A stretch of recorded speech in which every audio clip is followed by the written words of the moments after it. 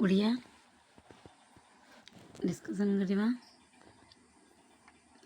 ଜୟ ଜଗନ୍ନାଥ ସାଙ୍ଗମାନେ,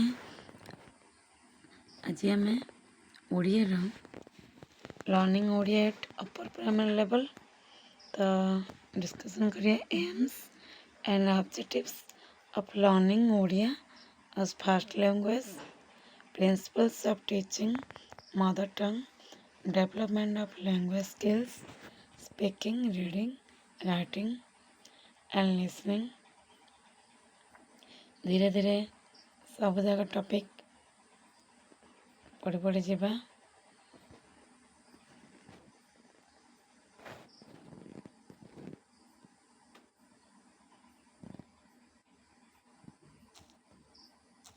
फास्ट गोटे स्क्रीनशॉट नहीं जाई पारिबे जोटा कि पढ़िबारे सुविधा हम। आसंतु पढ़िबा।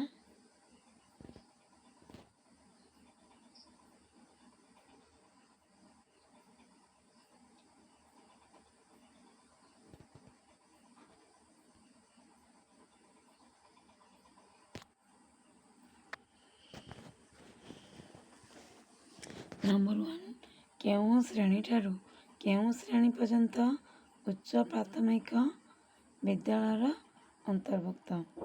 डी प्रथम श्रेणी ठारू अष्टम श्रेणी। उच्च प्राथमिक विद्यालय अंतर्भुक्त प्रथम श्रेणी अष्टम श्रेणी। प्राथमिक विद्यालय केउं श्रेणी ठारू केउं श्रेणी पर्यंत पाठ पढ़ा हुए। 2 ए 1 रु पंचम। ताले प्रथम श्रेणी केउं श्रेणी पर्यंत पढ़ा जाए। 1 रु पंचम। केउं बयसर पिलामानंक पई मागणा बाध्यतामूलक शिक्षा आईन प्रणयन कराଯାଇଛି। डी 6 रु 14 वर्ष। डी ହେଲା आंसर। 6 रु 14 वर्षर पिलाମାନଙ୍କ ପାଇଁ ମାଗଣା ବାଧ୍ୟତାମୂଳକ ଶିକ୍ଷା ଆଇନ କେବେ କରାଯାଇଛି। ସି 2009 ମସିହା। ସି ହେଲା ଆନ୍ସର।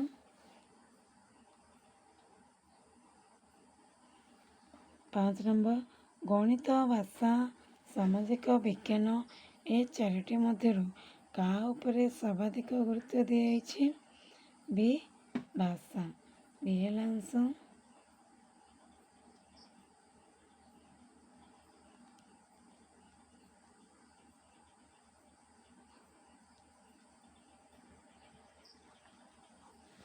6 ନମ୍ବର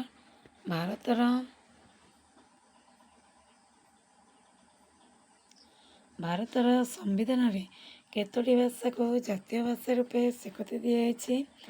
ବି 22ଟି। ବି ହେଲା ଆନ୍ସର। 7 ନମ୍ବର ଓଡ଼ିଆ ଏକ ଶାସ୍ତ୍ରୀୟ ଭାଷାର ମର୍ଯ୍ୟାଦା କେବେ ପାଇଲା। 2014। ଏ ହେଲା ଆନ୍ସର। ଶିଶୁ ପ୍ରଥମେ କାହାଠାରୁ ତାର ମାତୃଭାଷା ଶିଖେ। ଏ ମା। ଏ ହେଲା ଆନ୍ସର।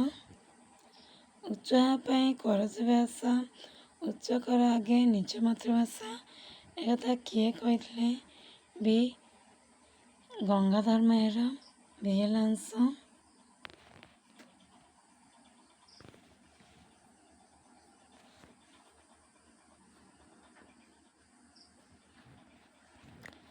दस नंबर मातृभाषा आमको विश्व स्रष्टांकर निकटवर्ती कराए।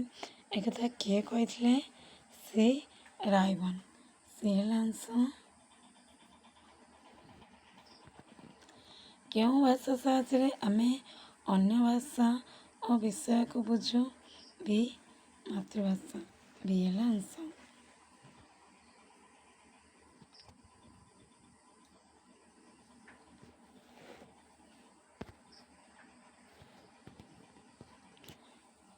स्क्रीनशॉट नहीं जानतु जोड़ा कि पढ़िबारे सुविधा हम।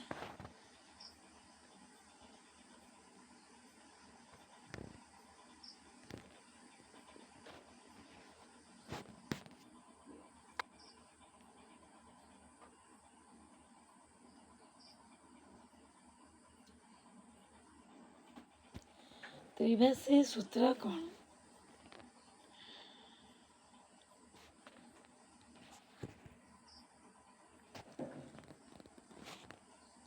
ତ୍ରିଭାଷୀ ସୂତ୍ର କ'ଣ? ତିନୋଟି ଭାଷାର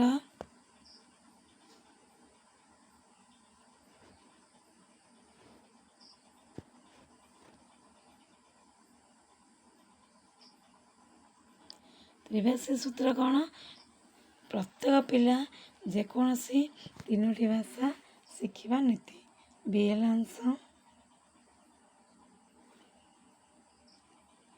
13 ନମ୍ବର, କେଉଁଟି ଚାରୋଟି ଦକ୍ଷତା କ୍ରମାନ୍ୱୟରେ ଭାଷା ଶିଖିବା ପାଇଁ ଗ୍ରହଣୀୟ? ଶ୍ରବଣ, କଥନ, ପଠନ, ଲେଖନ। ସି ହେଲା ଆନ୍ସର।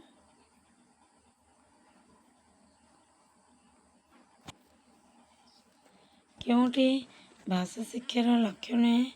ବି, ଅନ୍ୟ ଭାଷାକୁ ଓ ଅନ୍ୟ ସାହିତ୍ୟକୁ ଇର୍ଷା କରିବା। ବି ହେଲା ଆନ୍ସର। ଶିକ୍ଷା କ୍ଷେତ୍ରରେ ଆଶାନୁରୂପ ଫଳ ନ ମିଳିବାର କାରଣ କ'ଣ ହୋଇପାରେ? ଡି, ରାଜ୍ୟରେ ଗୋଟିଏ ପ୍ରକାର ବିଦ୍ୟାଳୟ ସ୍ଥାପନ ବ୍ୟବସ୍ଥା ନଥିବାରୁ। ବି ହେଲା ଆନ୍ସର।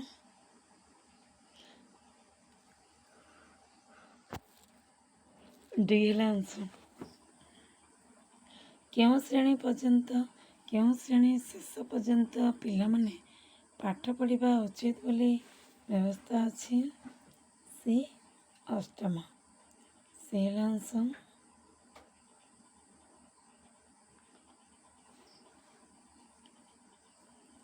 ଶୁଣିବା ଓ ପଢ଼ିବା ମାଧ୍ୟମରେ ଶିଶୁ କ'ଣ ବୁଝିବାକୁ ସମର୍ଥ ହୁଏ? ଏ, ବିଭିନ୍ନ ଧାରଣା। ଏ ହେଲା ଆନ୍ସର।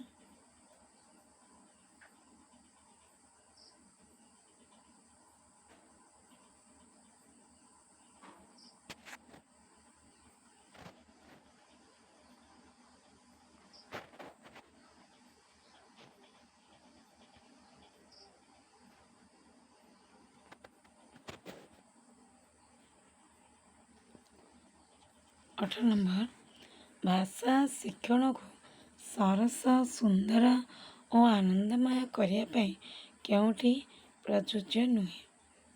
ଡି, ପାଠ୍ୟପୁସ୍ତକ ଅଧ୍ୟୟନ।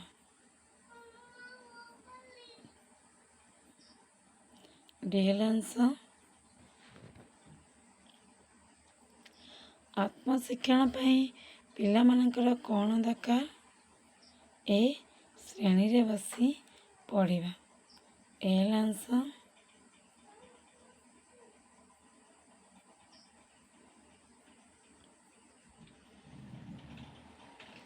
ବର୍ତ୍ତମାନର ପାଠ୍ୟପୁସ୍ତକ ଶିଶୁମାନଙ୍କ ପାଇଁ ପ୍ରେରଣାଦାୟୀ ହୋଇଛି କାହିଁକି? ଏ, ପିଲାଙ୍କ ମନଲାଖି ପ୍ରସଙ୍ଗର ଅବତାରଣା।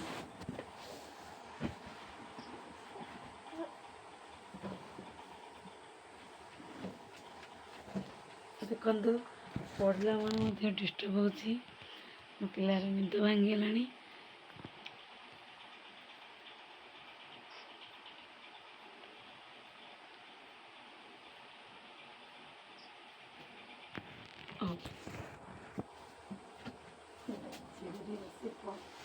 ମୋ କାମ ଅଛି ରାତି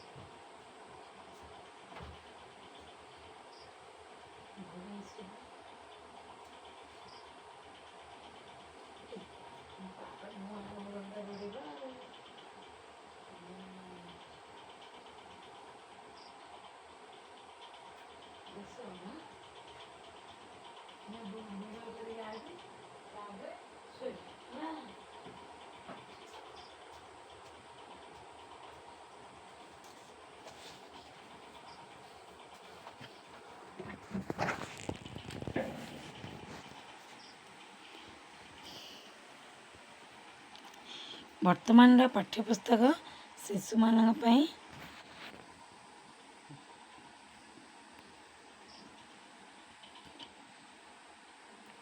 ପ୍ରେରଣାଦାୟୀ ହୋଇଛି। କାହିଁକି? ପିଲାଙ୍କ ମନଲାଖି ପ୍ରସଙ୍ଗର ଅବତାରଣା। ଏ ହେଲା ଅଂଶ। ପ୍ରଥମ ଓ ଦ୍ୱିତୀୟ ଶ୍ରେଣୀରେ କି ପ୍ରକାର ପାଠ୍ୟପୁସ୍ତକ ପ୍ରଚଳିତ? ଏ ଶିକ୍ଷଣ ଭିତ୍ତିକ ସମନ୍ୱିତ ପାଠ୍ୟପୁସ୍ତକ। ଏ ହେଲା ଅଂଶ।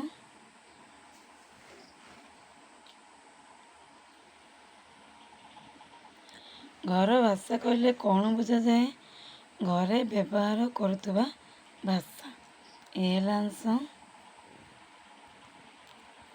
ଜୀବନର ଆରମ୍ଭରୁ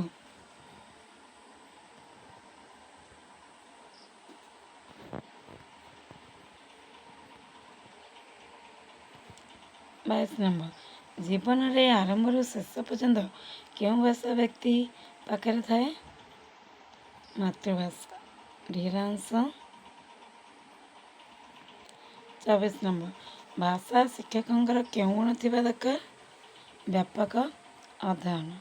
ଏ ହେଲା ଅଂଶ।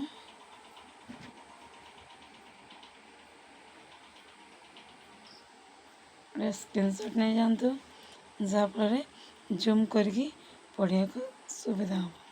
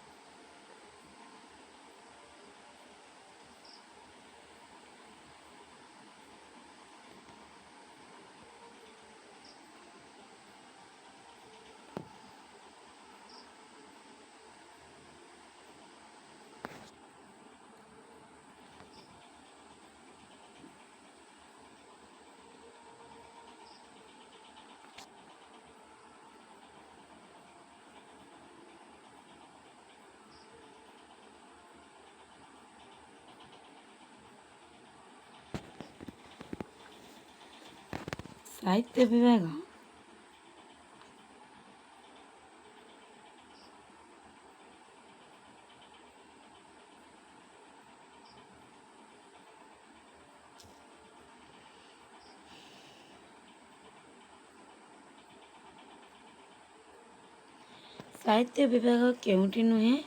ସି ଗଣନା। ସି ହେଲା ଅଂଶ।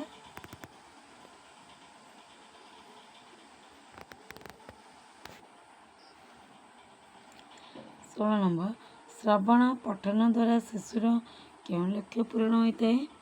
ଏ ଭାବ ଓ ଅର୍ଥ ଗ୍ରହଣ। ଏ ହେଲା ଅଂଶ। ଶିଶୁମାନେ ବିଦ୍ୟାଳୟକୁ ଆସିବା ପୂର୍ବରୁ କେଉଁ ଦକ୍ଷତା ଅର୍ଜନ କରିଥାନ୍ତି? ବି ଶୁଣିବା ଓ କହିବା। ବି ହେଲା ଅଂଶ।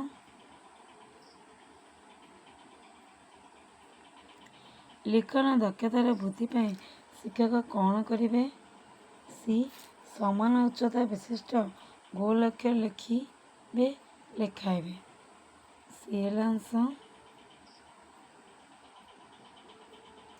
ଭାଷା ଶିକ୍ଷା କେଉଁପରି ହେବା ଆବଶ୍ୟକ? ଡି ଆନନ୍ଦମୟ ପରିବେଶରେ। ଡି ହେଲା ଅଂଶ। 30 ଭାଷା ଗଣନ ଓ ପରିବେଶର ସମନ୍ୱିତ ପାଠ୍ୟପୁସ୍ତକ କେଉଁଠି? ଏ ହସ ଖେଳ। ଏ ହେଲା ଅଂଶ।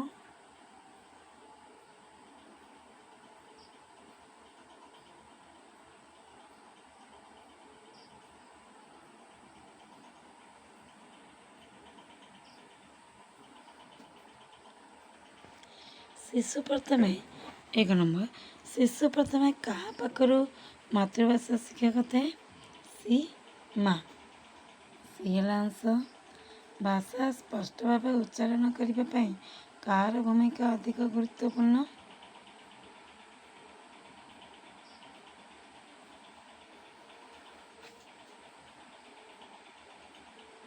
बी ବାଗଯନ୍ତ୍ର। ବି ହେଲା ଆନ୍ସର। ଲିଖିତ ଭାଷା କ'ଣ? 3 ନମ୍ବର, ଏହା ଏକ ସ୍ଥାୟୀ ରୂପ। ସି ହେଲା ଆନ୍ସର। ଛୋଟ ପିଲାଟିଏ କେଉଁଠାରୁ ଭାଷାର ବିଭବ ଅଧିକ ଶିଖେ? ସି ପରିବାର ଲୋକଙ୍କ ସହ ମିଶି ଚଳୁଥିବାରୁ। ସି ହେଲା ଆନ୍ସର। ଭାବର ଆଦାନ ପ୍ରଦାନ ପାଇଁ ଆମେ କାହାକୁ ବ୍ୟବହାର କରୁ? ବି ଧ୍ୱନି ବା ସଂକେତକୁ। ବି ହେଲା ଆନ୍ସର। କାହା ମାଧ୍ୟମରେ ଶିଶୁ ଭଲ ଭାବେ କ୍ରିୟା ପ୍ରତିକ୍ରିୟା କରିପାରେ? ବି ମାତୃଭାଷା। ବି ହେଲା ଆନ୍ସର। ମାତୃଭାଷା ଶିଖିବାରେ କେଉଁଟିର ଆବଶ୍ୟକତା ନାହିଁ? ବି କିଛି କରିବା। ବି ହେଲା ଆନ୍ସର। ମାତୃଭାଷାରେ ସମ୍ପୂର୍ଣ୍ଣ ଦକ୍ଷ ଥିବା ବ୍ୟକ୍ତିଙ୍କୁ ଆମେ କ'ଣ କହିପାରିବା? ଜ୍ଞାନୀ। ବି ହେଲା ଆନ୍ସର। ଭାଷା କାହାକୁ ପ୍ରକାଶ କରିଥାଏ? ଭାବ। ବି ହେଲା ଆନ୍ସର।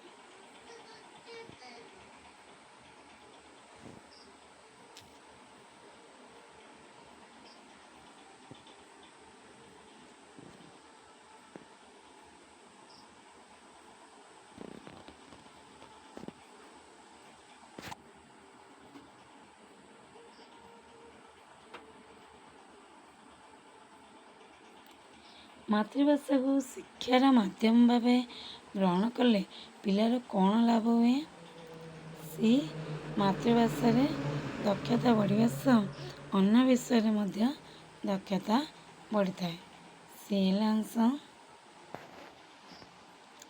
ଭାଷା ମଧ୍ୟରେ ଲୋକମାନେ କ'ଣ ବିନିମୟ କରିଥାନ୍ତି?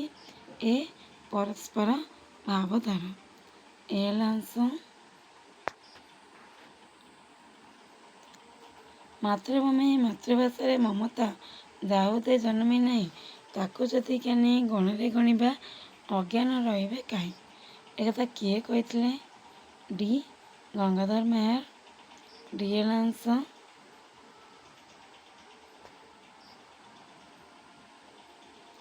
କିଏ ମାତୃଭାଷାକୁ ଆମର କ୍ରିଏଟିଭ୍ ପାୱାର ବୋଲି କହିଛନ୍ତି? ବି ରାୟବର୍ଣ୍ଣ। ବି ହେଲା ଆନ୍ସର।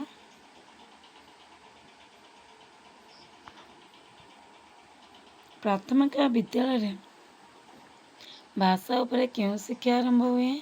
ସି ଆନୁଷ୍ଠାନିକ ଶିକ୍ଷା। ସି ହେଲା ଆନ୍ସର। ଉଚ୍ଚ ପ୍ରାଥମିକ ସ୍ତରରେ ଭାଷାର କେଉଁ ଦିଗ ଉପରେ ବେଶୀ ଗୁରୁତ୍ୱ ଦିଆଯାଇଥାଏ? ପଠନ ଓ ଲିଖନ।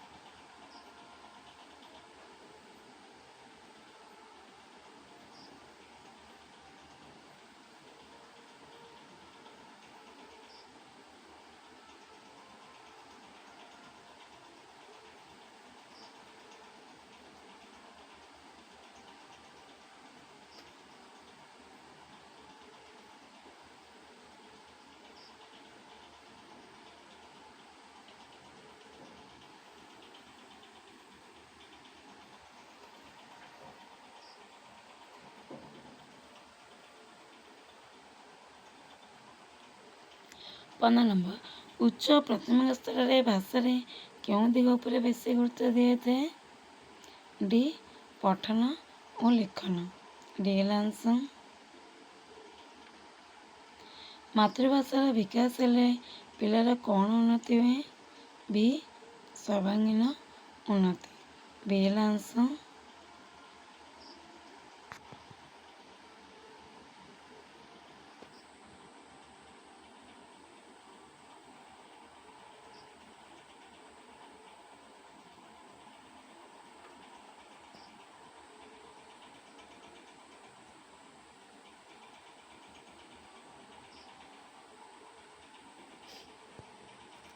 କେଉଁଟି ଭାଷାର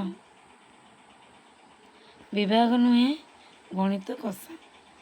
ବି ହେଲା ଆନ୍ସର। ମାତୃଭାଷା କାହାର ସମ୍ପର୍କକୁ ଦୃଢ଼ୀଭୂତ କରିଥାଏ? ବକ୍ତା ଓ ଶ୍ରୋତା ମଧ୍ୟରେ ଥିବା ସମ୍ପର୍କ। ବି ହେଲା ଆନ୍ସର।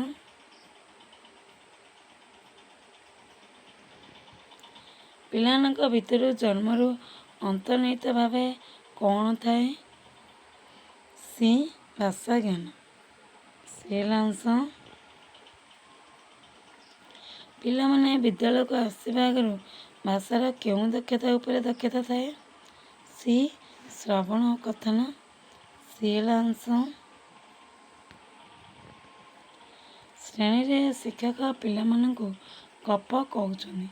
ଏହା ଭାଷାର କେଉଁ ଦକ୍ଷତାର ବିକାଶ କରିବ? ବି ଶ୍ରବଣ ଓ କଥନ। କେଉଁ ଉକ୍ତିଟି ଠିକ୍?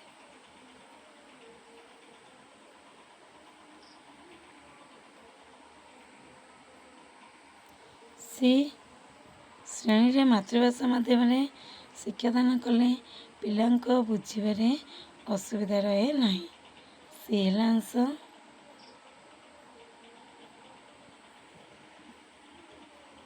NCF କ'ଣ? NCF 05 କ'ଣ? କେନ୍ଦ୍ର ସରକାରଙ୍କ ତରଫରୁ ପ୍ରସ୍ତୁତ କରାଯାଇଥିବା ପାଠ୍ୟ ଖସଡ଼ାର ନାମ। ବି ହେଲା ଅଂଶ।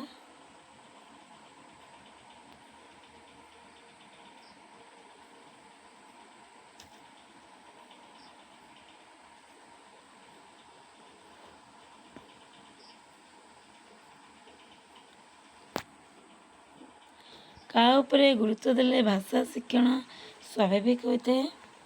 ଶବ୍ଦ କାଠିନ୍ୟ ଦୂରୀକରଣ ଉପରେ।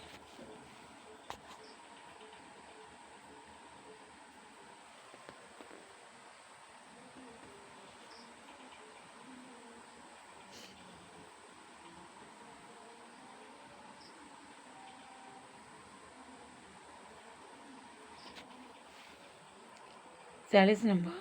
କେଉଁଠି ଉଚ୍ଚ ପ୍ରାଥମିକ ସ୍ତରରେ ପିଲାଙ୍କ ପାଇଁ କଥନ ଦକ୍ଷତା ବିକାଶ ପାଇଁ କାର୍ଯ୍ୟ?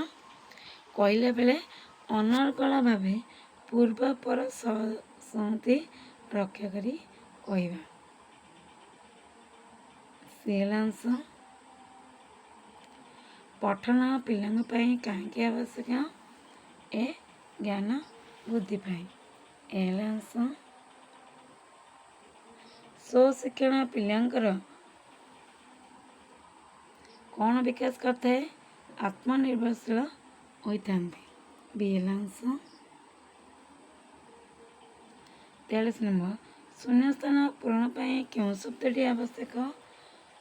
ଭାଷା ସମ୍ପର୍କିତ ପ୍ରମୁଖ କୌଶଳ ଗୁଡ଼ିକ ଭାବେ ଆବଦ୍ଧ ହୋଇଥାନ୍ତି। ସି ଶୃଙ୍ଖଳିତ। ଉଚ୍ଚ ପ୍ରାଥମିକ ସ୍ତରରେ ଶବ୍ଦ ଭଣ୍ଡାର ବୃଦ୍ଧି ପାଇଁ କେଉଁ କାର୍ଯ୍ୟଟି କରାଯିବ? ସି ଶବ୍ଦ ତାଲିକା। ସି ହେଲା ଅଂଶ।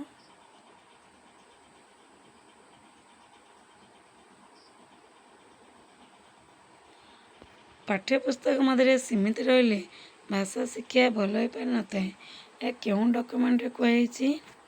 D NCF 05। ଶିଶୁଟିଏ ଜନ୍ମ ନେବା ପରେ ପରେ ତାର କେଉଁ କାମଟି ଆରମ୍ଭ ହୋଇଥାଏ? ଡି ଶୁଣିବା କାମ। ଡି ହେଲା ଅଂଶ। ସ୍ୱଶିକ୍ଷଣ କାହାକୁ କୁହାଯାଏ? ଶିକ୍ଷକ ଶିକ୍ଷୟିତ୍ରୀଙ୍କ ବିନା ସାହାଯ୍ୟରେ ପିଲାମାନେ ପାଠକୁ ବୁଝି ନିଜେ ପ୍ରୟୋଗ କରିବା। ଡି ହେଲା ଅଂଶ। କେଉଁ ଶ୍ରେଣୀରେ ଭାଷା ଗଣିତ ଓ ପରିବେଶର ସମନ୍ୱିତ ପୁସ୍ତକ ଅଛି? ଏ ପ୍ରଥମ ଶ୍ରେଣୀ। ହେଲା ଅଂଶ। ସ୍କ୍ରିନଶଟ୍ ଗୋଟେ ନେଇଯାଆନ୍ତୁ ଯାହାକୁ ପଢ଼ିବାରେ ସୁବିଧା ହେବ। ଧନ୍ୟବାଦ ରହୁଛି। ଦେଖା ହେବା ଆଉ ଗୋଟେ ଭିଡ଼ିଓରେ। ନମସ୍କାର।